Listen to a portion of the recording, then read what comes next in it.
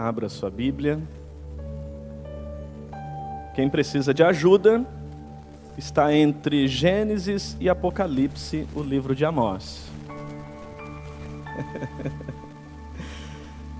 O texto vai ser projetado aqui para vocês.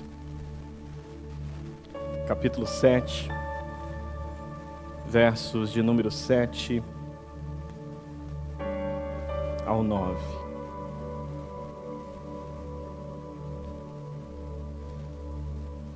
Ele me mostrou ainda isto: o Senhor, com um prumo na mão, estava junto a um muro construído no rigor do prumo. Repita isso: um muro construído no rigor do prumo. E o Senhor me perguntou: o que você está vendo, Amós? Um prumo, respondi. Então disse o Senhor: veja, estou pondo um prumo no meio de Israel. O meu povo, não vou poupá-lo mais. Os altares idólatras de Isaque serão destruídos, e os santuários de Israel ficarão em ruínas. Com a espada me levantarei contra a dinastia de Jeroboão. Amém. Feche os teus olhos. Pai, a tua palavra foi lida, e eu sei que essa palavra hoje tem um propósito muito poderoso, que é a transformação do teu filho e da tua filha, Pai. Eu tenho certeza, Pai, que essa palavra vai alcançar milhares de pessoas que precisam hoje ouvir a sua voz. Espírito Santo, tenha toda a liberdade para falar conosco, para ministrar em nossos corações. Nós nos colocamos diante de Ti, Senhor, e pedimos que fale conosco. Fale conosco, não aquilo que gostamos de ouvir, mas aquilo que precisamos ouvir, Pai. A Tua palavra é viva, é penetrante, é eficaz. Ela nunca volta vazia, ela cumpre o propósito para o qual é enviada.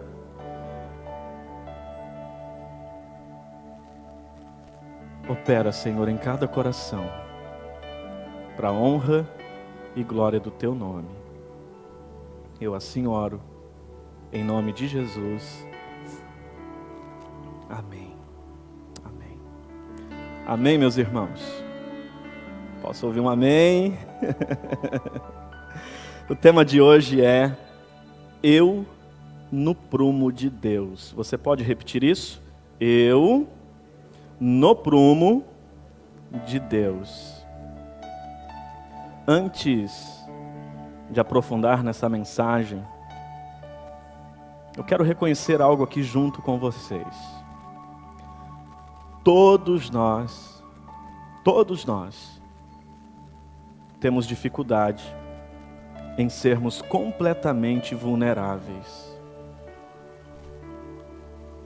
Todos nós, de certa forma, nos esbarramos no orgulho. E geralmente, quem diz que não tem problema com orgulho, pode ter certeza que tem. Porque o orgulhoso, ele é cego para o seu próprio orgulho. E hoje existem muitas pessoas que se definem como cristãos, mas infelizmente não estão vivendo o seu destino divino, o seu desígnio divino, o seu propósito e a sua missão dado por Deus. E justamente porque ainda são orgulhosos demais para permitir Deus falar profundamente em seus corações. Então hoje, eu quero fazer um convite aqui a vocês. Quantos aqui creem que a Bíblia é a palavra de Deus? Levanta a mão aí, vamos ver. Quantos acreditam que a palavra de Deus está aqui? A Bíblia Sagrada é a palavra de Deus. Amém. Aqui está a verdade. Mas nada adianta eu ter a verdade, nada adianta eu receber a verdade, se não tiver humildade para deixar essa verdade encontrar o meu coração. Há muitas pessoas que escutam a verdade, que ouvem a verdade, mas entra por um ouvido e sai pelo outro. E Tiago, capítulo 1, verso 22, diz que aquele que é só ouvinte da palavra e não a coloca em prática, engana a si mesmo. Quantos aqui gostam de ser enganados? Mas sinceramente, quem já foi enganado alguma vez na vida? Comprou gato por lebre ou lebre por gato? Você gostou dessa experiência? Sim ou não? Não.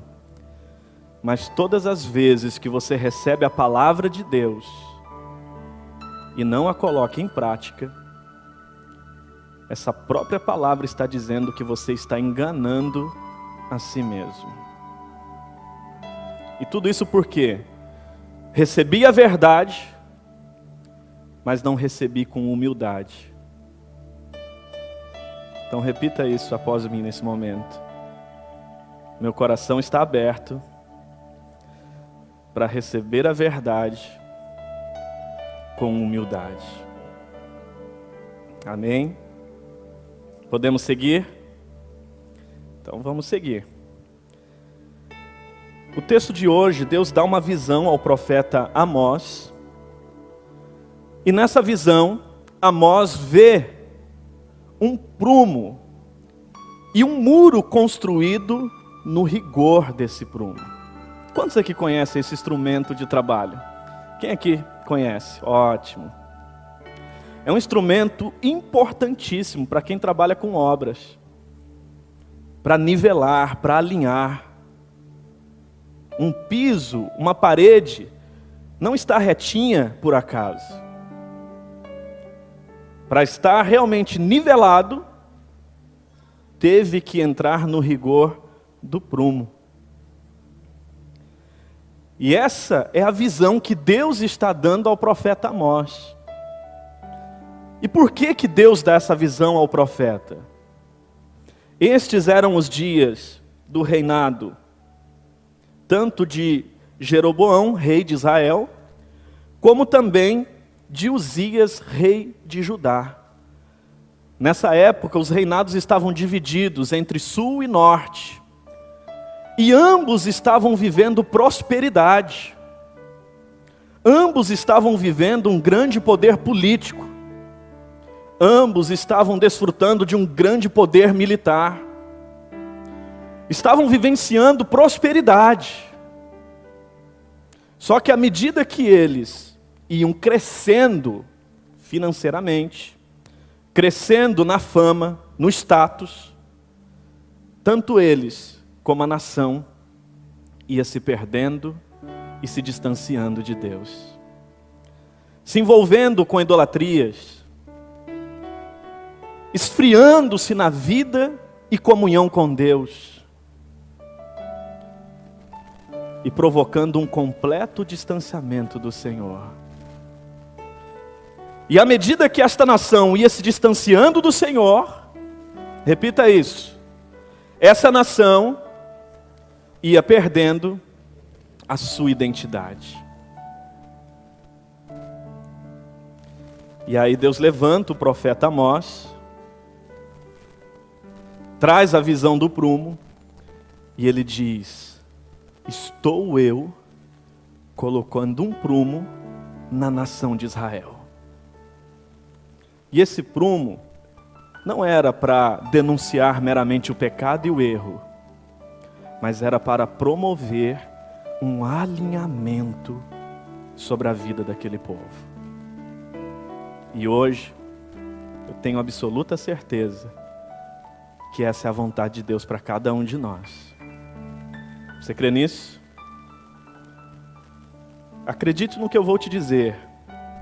Você ainda não é tudo o que Deus espera de você.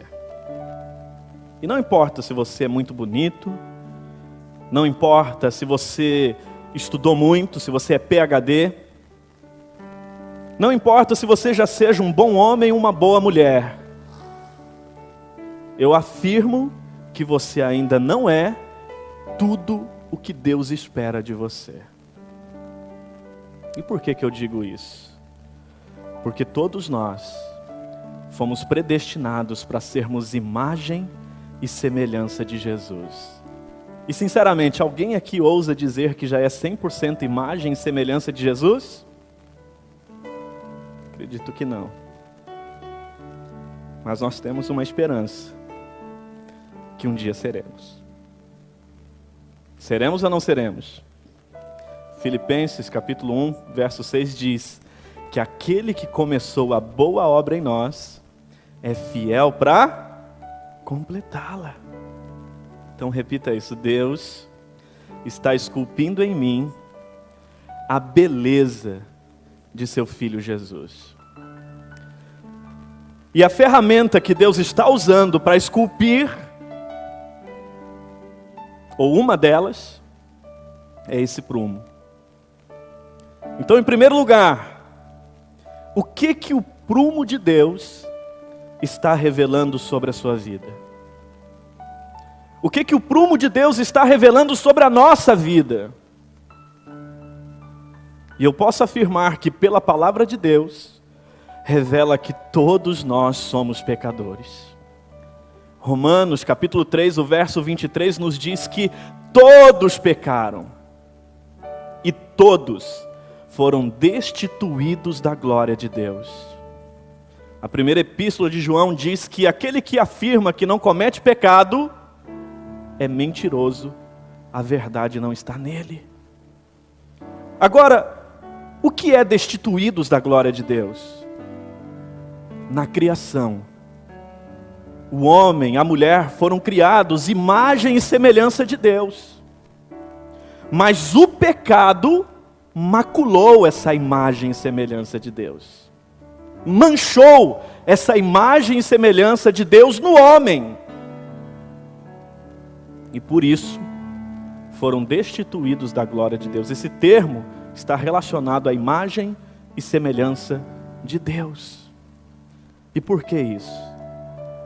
Porque o pecado, ele foi muito mais desastroso do que eu acredito que qualquer pessoa poderia imaginar. Ele separou o homem de Deus, separou o homem de seus semelhantes e separou o homem de si mesmo. Hoje, o ser humano é um ser em guerra com Deus, é um ser em guerra com os seus semelhantes, e é um ser em guerra consigo mesmo. E eu diria que uma das maiores tragédias que aconteceu como consequência do pecado, além de separar de Deus, além de nos separar uns dos outros, foi nos separar de si mesmo. Repita isso: o pecado provocou uma distorção na minha identidade. O pecado trouxe uma distorção sobre quem eu sou, sobre o que eu sou capaz e sobre qual é a minha herança. Então acredite no que eu vou te dizer. Há coisas que estamos sendo que não gostaríamos de ser. Há coisas que não sabemos e queremos saber. Há coisas que nós precisamos compreender, que ainda não compreendemos. E quando se trata da nossa identidade, você precisa entender isso. Há coisas que você sabe sobre você, mas há coisas que você não sabe. Quando o assunto é identidade, há coisas que o diabo sabe sobre você e há coisas que o diabo não sabe. Quando o assunto é identidade, há coisas que Deus sabe sobre você e há coisas que Deus sabe sobre você. Ou seja, Ele sabe tudo sobre você. Se existe alguém que sabe verdadeiramente quem é você, esse alguém é Deus. Então hoje, o prumo de Deus sobre a minha vida e a sua vida tem o firme propósito de restaurar a nossa verdadeira identidade, nos transformar na essência. Essa nação estava demonstrando atitudes incoerentes com a essência de sua identidade. A incoerência estava no comportamento, mas o comportamento era apenas uma expressão do problema, era apenas uma expressão daquilo que estava errado. Por exemplo, a idolatria era apenas uma consequência no comportamento de algo interno que havia se perdido, que era a consciência de quem eles são em Deus. E é isso que acontece com todos nós. Nós focamos muito no comportamento errado, no comportamento disfuncional, no comportamento que não está sendo congruente com aquilo que Deus sonhou para nós. E tentamos resolver o comportamento. É que nem, por exemplo, quem aqui já teve febre? Levanta a mão aí, vamos ver. A febre não é o seu problema. A febre era apenas um sinal do verdadeiro problema, da verdadeira causa. Quem está entendendo isso? Então hoje, quando eu digo que Deus quer colocar o seu prumo e está colocando, Ele quer revelar as tortuosidades da nossa identidade. E ao trazer luz a essas vou mudar a palavra que não vai sair. A esse desalinhamento da nossa identidade, a essa distorção, Ele está provocando também ao mesmo tempo uma restauração. Então eu vou falar aqui algo para vocês que talvez cause estranhamento. Para alguns talvez doa, seja desconfortável. Mas meu irmão e minha irmã, no temor e tremor de Deus hoje, o meu compromisso aqui hoje não é agradar vocês, mas é ajudá-los a entender aquilo que Deus está promovendo neste lugar hoje. Tem coisas que você já gostou na vida que não mudou nada e não acrescentou nada. Mas hoje você não precisa gostar, você precisa entender. Porque se você entender, você vai desfrutar. Se você entender, algo profundo vai acontecer na sua vida hoje. Se você entender, você vai ter uma experiência poderosa com Deus. Algo que não sou eu quem estará promovendo, mas o próprio Deus na sua vida. Então, sinceramente, quem é você? Como que você responde essa pergunta? Será que você sabe quem você é? O que você é capaz? Será que você sabe verdadeiramente o que você é capaz? E qual é a sua herança? Será que você tem consciência de qual é a sua herança em Deus? O Senhor Jesus, um pouco antes de iniciar o seu ministério, Ele foi para o deserto. E lá no deserto Ele foi tentado.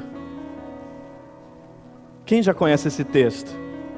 40 dias e 40 noites, sem comer, sem beber, em jejum. E o diabo apareceu para tentá-lo.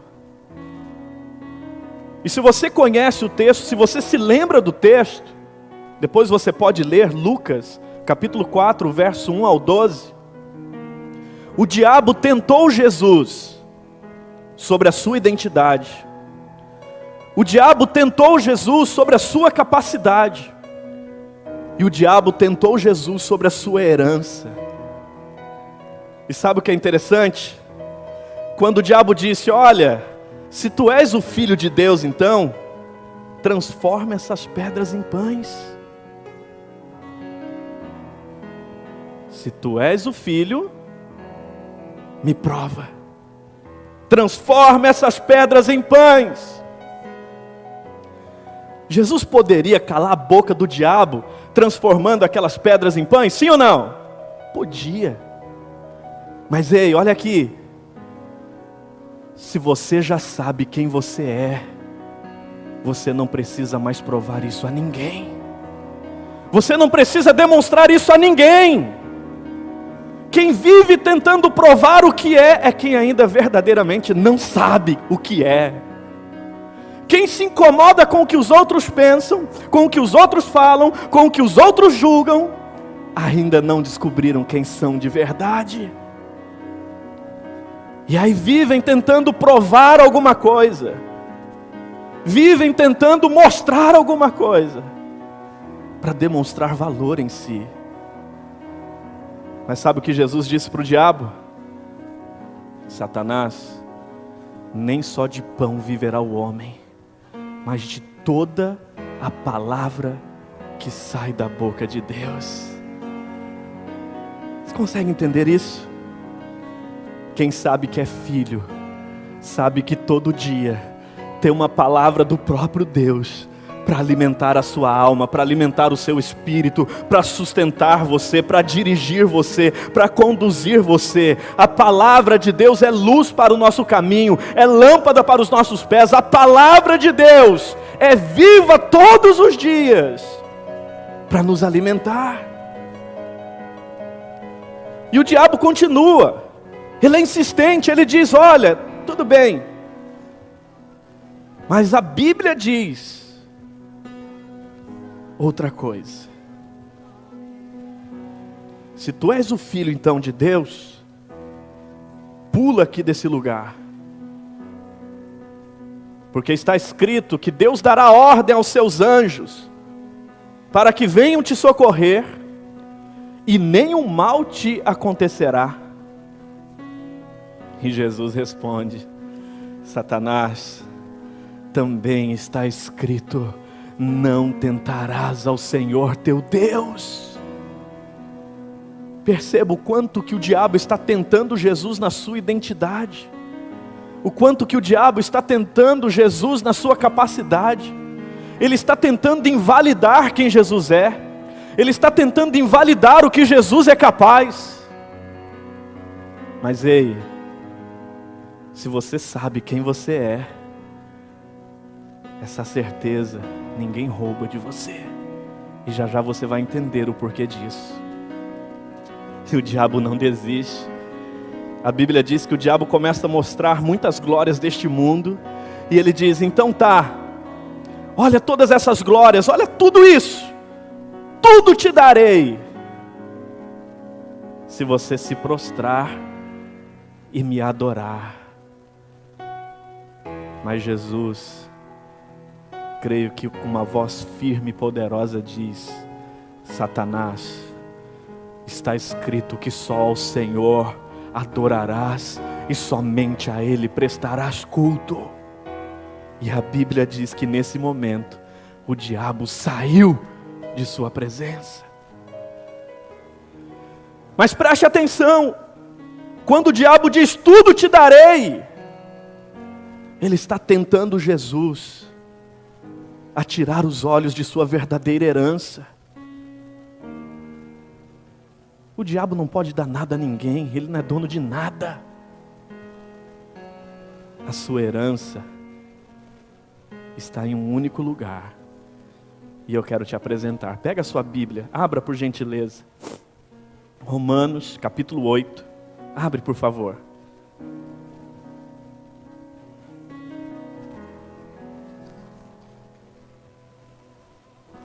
Nós vamos ler os versos 14 ao 19.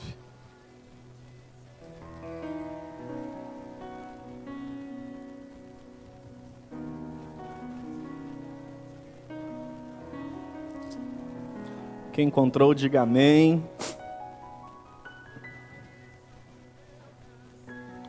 Preste atenção nisso. Verso 14 do capítulo 8.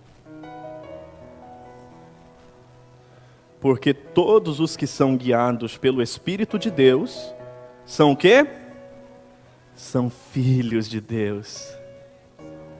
Pois vocês não receberam um espírito que os escravize, para novamente temerem, mas receberam o Espírito que os adota como filhos, por meio do qual clamamos, Abba, Pai.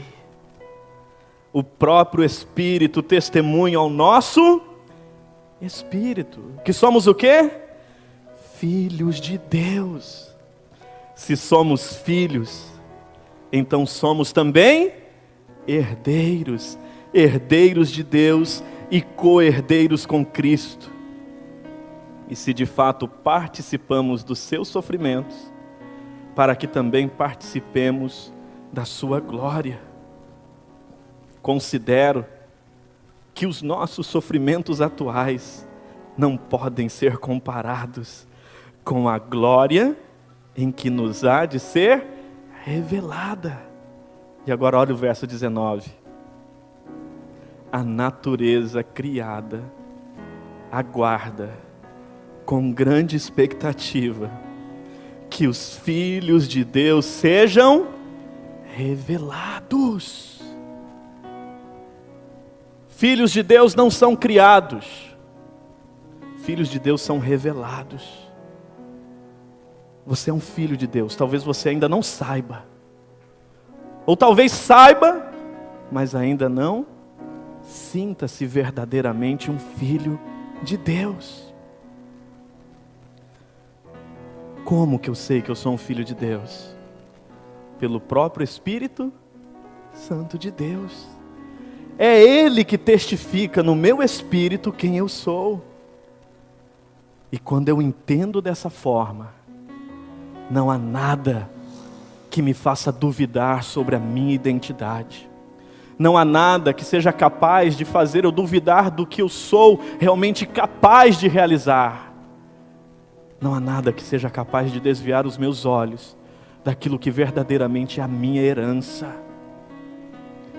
Mas como que eu descubro isso? Como que eu vivencio essa experiência de ter do próprio Espírito Santo, do próprio Espírito de Deus, a testificação em meu coração?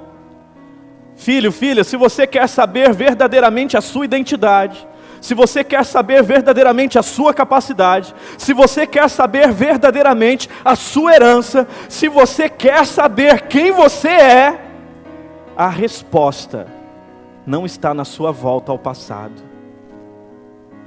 A resposta está na sua volta à origem. E eu pergunto, quem é a sua origem? Onde está a sua origem? A minha origem é Deus. E a sua? Se você quer saber quem você é, você tem que voltar para Deus. Se você quer saber o que você pode, você tem que voltar para Deus. Se você quer saber qual é a sua herança, você tem que voltar para Deus. Porque é Ele quem define quem eu sou. E agora o meu papel, o seu papel, é reconhecer o que Ele está dizendo sobre mim. E aceitar.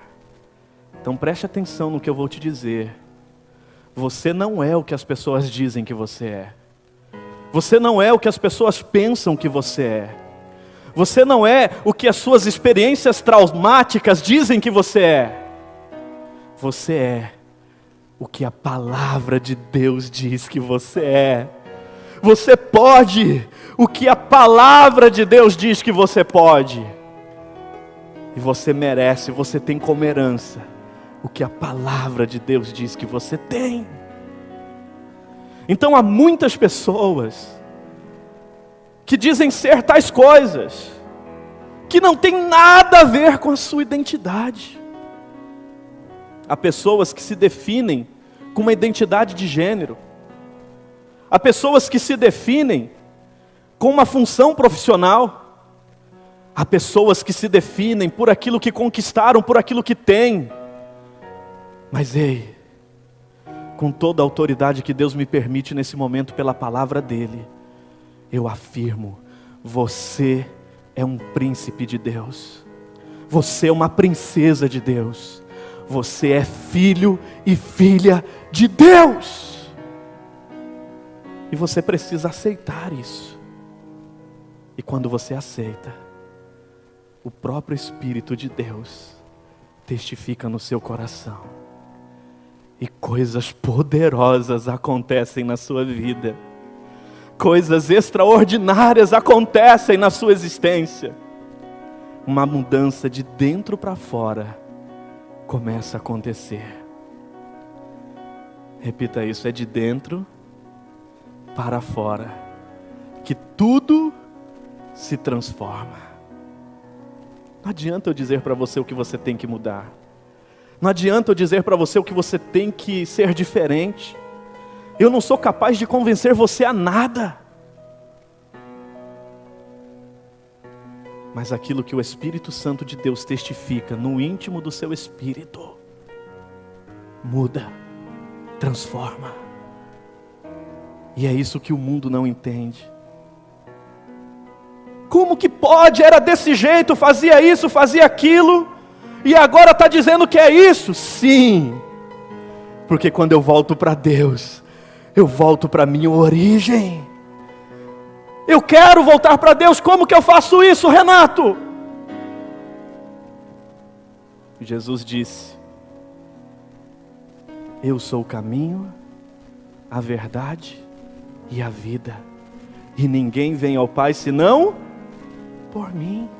João capítulo 14, o verso 6. Jesus é a verdade. A verdade que nos conecta ao nosso real propósito e sentido da vida. Jesus é o caminho que nos leva de volta para Deus. E quando em Cristo nós encontramos o caminho para Deus, nós encontramos a vida abundante, que Jesus disse de João 10:10, onde ele afirma que o ladrão vem senão para matar, roubar e destruir, mas ele veio para que nós tenhamos vida e a tenhamos em abundância. Repita isso: quando eu sei quem eu sou, eu vivo uma vida abundante. Por que isso? Porque eu sou o que a Bíblia diz que eu sou. Porque eu posso o que a Bíblia diz que eu posso. E eu tenho o que a palavra de Deus diz que eu tenho. Quem está entendendo isso? Amém. Então, sinceramente, o que o prumo de Deus está revelando sobre você hoje? O que o prumo de Deus está convidando você a alinhar na sua vida? Onde que estão as limitações? Onde que estão as distorções? É em quem você acredita que é? É no que você acredita que pode? É na consciência da sua herança? No reconhecimento da sua herança? Onde está a distorção? O prumo de Deus está trazendo luz. E quando Ele traz luz, as trevas vão embora. Para concluir, eu quero te dar um exemplo bíblico disso. Abre a sua Bíblia. Isaías, o capítulo 6.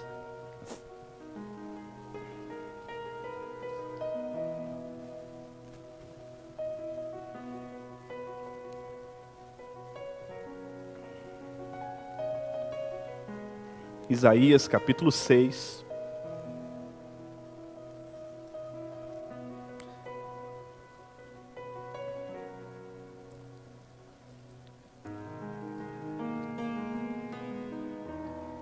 Eu quero ler com vocês até o verso de número 8.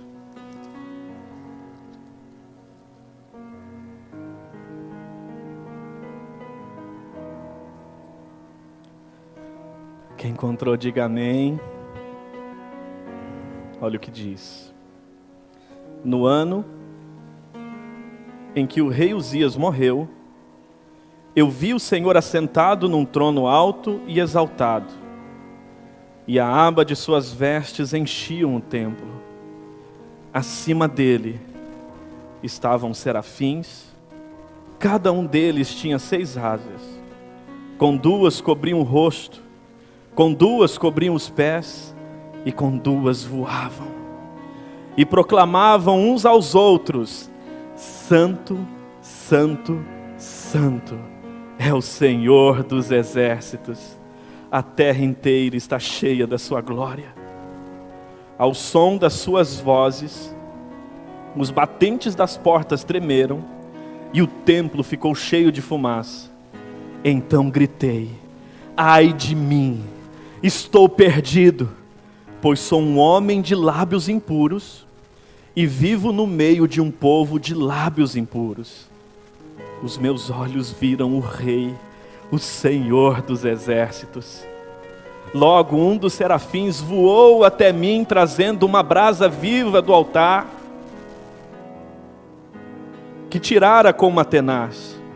Com ela, tocou a minha boca e disse: veja, isso tocou seus lábios, por isso a sua culpa será removida e o seu pecado será perdoado.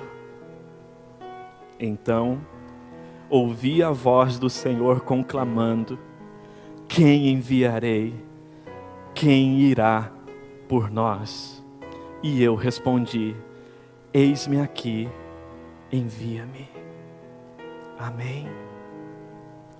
Sabe o que está acontecendo aqui? Isaías voltou para a origem. Ele voltou para Deus. E quando a gente volta para a origem, Deus traz luz sobre o nosso pecado. Deus traz luz sobre aquilo que é engano na nossa vida. Deus traz luz sobre aquilo que é distorção na nossa identidade.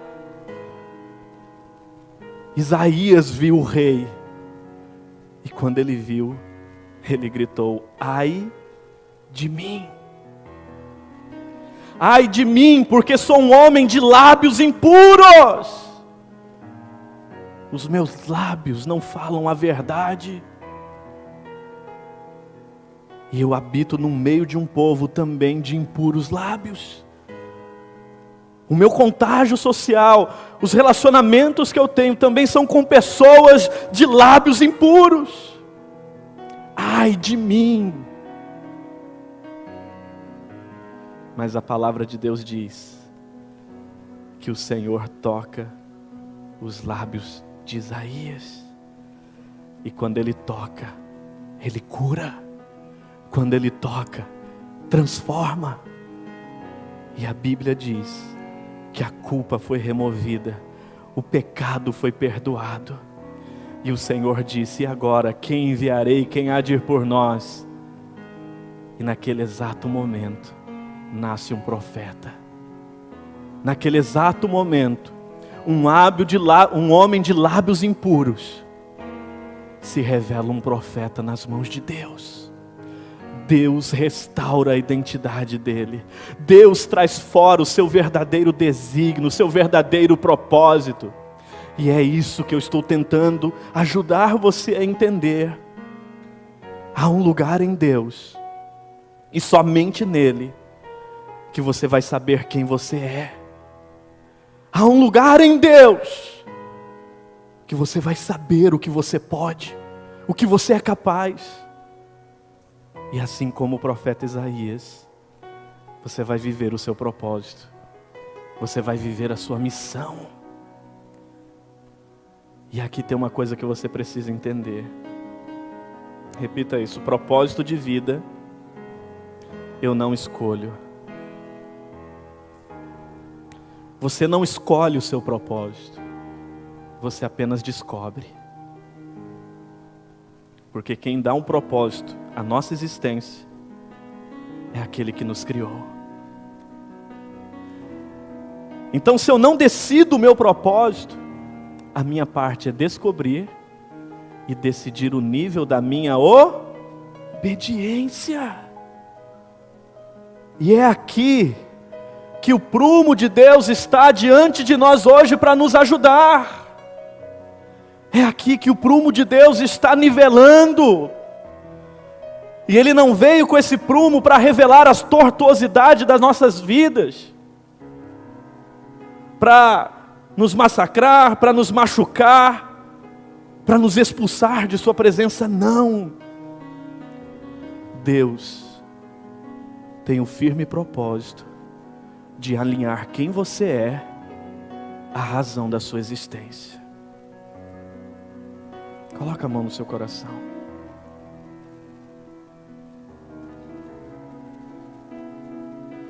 Se o seu coração parar hoje, sua vida encerrou, cumprindo o seu propósito e a sua missão. Talvez você não saiba o que pode ser mais importante que a próxima batida do seu coração.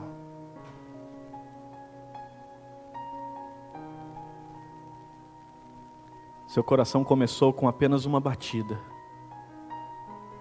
e vai terminar com apenas uma última batida. Então, o que pode ser mais importante que a próxima batida do seu coração? Eu vou lhe afirmar, é a certeza que Jesus está do lado de dentro. Porque se Ele está do lado de dentro, você sabe quem você é, você sabe o que você pode, e você sabe que tem uma vida eterna nele. Você sabe que a morte não é o fim. Você sabe verdadeiramente que é um filho ou uma filha de Deus.